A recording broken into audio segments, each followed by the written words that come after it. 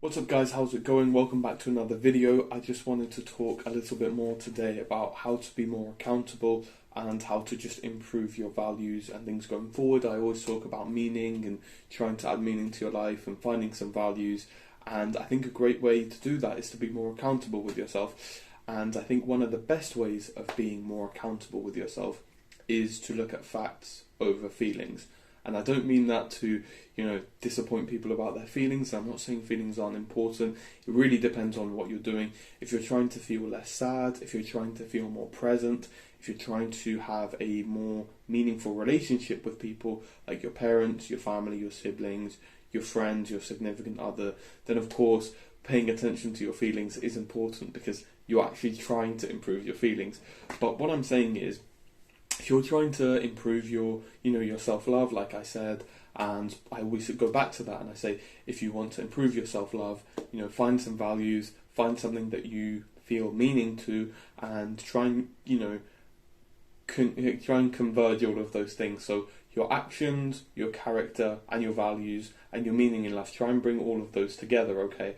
And what I mean by these things is because things like values, things like, meaning, all of these things, they are very different, okay? If you were to ask people, what's 2 plus 2, people can tell you it's 4. It doesn't really take a high level of education or self-actualization to agree with that statement. There might be some really advanced, pure level further maths where they use imaginary numbers, all this stuff, and 2 plus 2 doesn't quite equal 4.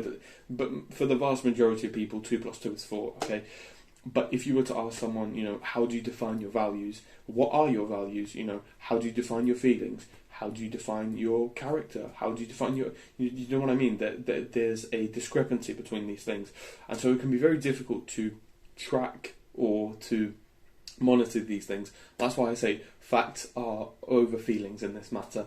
And here's why. Because Napoleon Hill, I think he gave a great quote. I hope I don't butcher it because I haven't written it down, but it was something along the lines of, and I'm paraphrasing, but he said, show me where you spend your money and I'll tell you where you'll be in 5 to 10 years.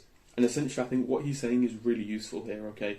Because we can apply that not to just money, but to time and to, like I said, effort, okay? So it's really easy nowadays to get caught up in your feelings and to, like I said, you think you're having a meaningful existence because you can go online, you can post something on social media like, I really care about this cause. Oh, you're a bad person, you don't care about the same cause. And it's really easy to just reel one of those things off. It's really easy to sign loads of petitions which eventually end up getting nowhere. And I'm not saying don't engage with those things, and I'm not saying don't do those things, but I'm saying, like I said, let's go through a worked example, okay? Let's say me, and I'm trying to be a really good person, and I say like, oh, this particular group of people is being, marginalized in the world. Let me go online and let me say like how, let me say my opinion that the world doesn't really care about, which is why I make these YouTube videos anyway, but never mind.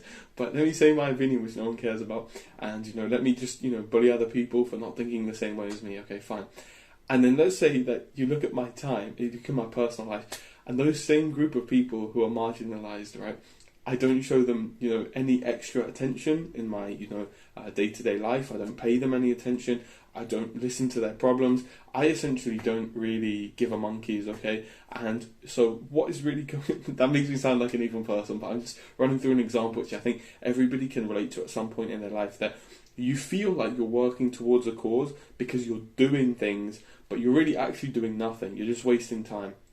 Whereas, take for example somebody else who doesn't really tweet about something, they don't really, make any opinions public or online, they don't share any of those things, but instead, they're volunteering to help out that marginalised group of people, they're listening to the people in their own lives, their family and their friends who aren't from the same group, but they're just being a really conscientious person, they're doing their best to help those around them in their community, okay, and they're making charity donations to that same cause, okay, that person, okay, inherently is going to be able to feel a higher level of self-esteem.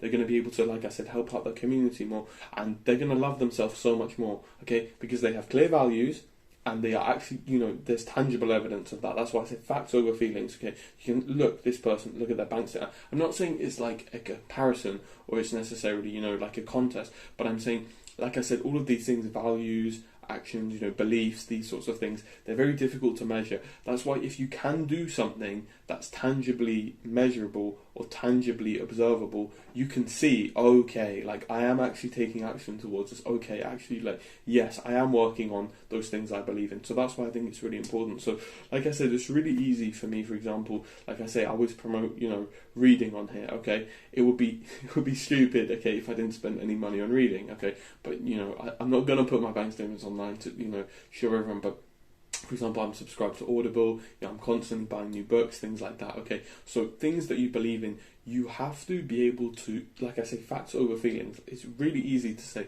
I believe in knowledge, I believe in this, I believe in that, but what are you doing about it, okay? So that's really the point of this video. So actions over feelings, and like I said, from Napoleon Hill, look at where you're spending your time, look at where you're spending your money, okay, and that will tell you where you're really going. So those people who, like I said earlier, if you go into the example, I pretended to be someone who's just caring about something, okay, they might actually be spending some time on it, so they are getting closer. But like I said, everything in my other video, where I said is delayed gratification really stupid, everything comes down to the mindset, okay? If you're spending time in the right places with the wrong mindset, there's only so far you can go, okay?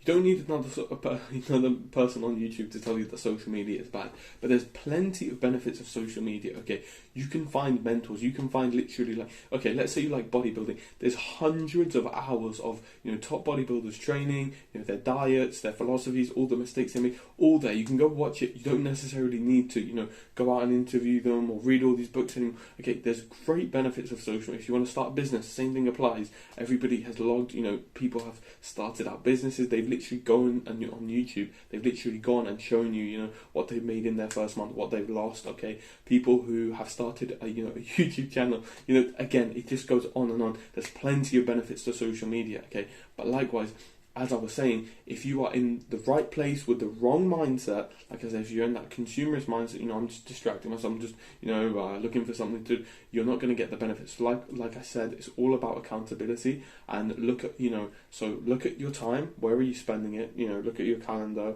what are you doing, for how long. You might not have even ever done this before. That's why I said, look at your bank statements. Where is your money going? Are they on things you want them to go on? Are they on things you didn't expect to purchase initially because you were just making impulse purchases? Is that why you're behind on financial goals? Is that a form of escapism from something you actually want to do? Okay, and then look at all those things. So let's say that you for example, you look at your time and you're like, I'm actually spending it in the right places. So, like I said, if you want to learn, you're going to YouTube, or you're reading the right amount of books, or like I said, let's say your time is correct, okay, and if one of those things doesn't align, like for example, your time aligns but your money doesn't align, or your money aligns but your time doesn't align, again, you have to look at what is your mindset saying. And again, if both of those things align, but you haven't quite got to where you want to, again, it could be a mindset thing.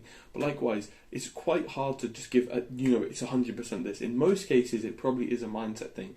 But in other cases, there could be other examples why you haven't got to where you want to. So for example, it could just be time. Okay, you might just not have got there. I'm going to do a full video on, actually, it's going to be called Why You Haven't Got to Where You Want to Get to in Life. And I'm going to go through plenty of different reasons and how you can examine them. But like I said, when you're looking to find, improve your self-love, improve your relationship with yourself, and you want to find something you value so that you can direct your actions and your behaviours towards that, it's really important to take stock of your time and your money and just basically anything else you expend. So for example, your digital presence, where are you spending your time? All of this information isn't actually that hard to do, okay? If you have a bank account, which most people do, you can even ask for a monthly insight. If not, you can just literally spend 5 minutes and read the statement, okay? Your phone will also tell you, if you're all day on your phone, okay, it's not necessarily the worst thing in the world, it is quite bad, you should try and get off it, but I'm not going to tell you to do that, okay? But even then, it tells you where's the battery percentage going, where's the screen on time going, okay? So literally all of these tools are very easy to find, okay? And likewise, if failing all of that, just get a book, write down, don't even get a book, use your phone that you use all day, and write down, okay, from this hour to this hour I'm watching this, okay, from this hour to this hour I did this, when I go out I'm spending this, okay? Just manually track everything, and you realise where your time is going, where your money is going, and then you'll also see the problems in your mindset. Usually it's an escapism, and you'll be able to address that. So hope you guys enjoyed that video. Facts over feelings. Look at the hard data if you want to try and improve your self-esteem and your self-love, and back your actions with back your beliefs with your actions. So that's the summary of the video, guys. Take care, peace out, follow for more amazing content, master your feelings, master yourself.